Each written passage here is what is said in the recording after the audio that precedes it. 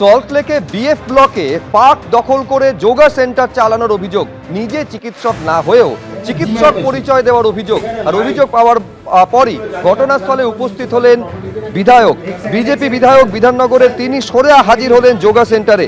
সব্যসাচী দত্তর মদতে পার্ক দখল করে সেই যোগা সেন্টার চালানো হচ্ছিল বলে অভিযোগ করেছেন শারদ মুখোপাধ্যায়। যোগা সেন্টারের মালিক সহ দুজনকে আটক করেছে পুলিশ।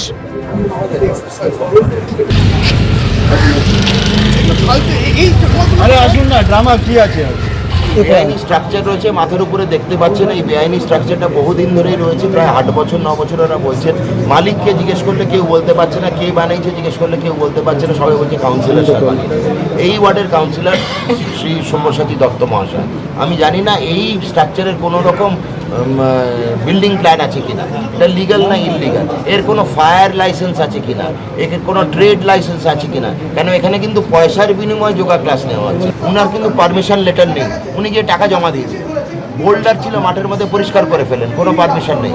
মাঠের মধ্যে ক্রিকেটের পিচ বানিয়ে ফেলেন, কোনো পারমিশন নেই। এটা পুলিশ দপ্তরের হাতে আমরা জানাবো। নগর উন্নয়ন মন্ত্রী মাননীয় শ্রী অগ্নিমিত্রা পাল মহাশয়কে আমি খবর দেব। আমার মনে হয় যে এই জিনিসটা দৃষ্টি আকর্ষণ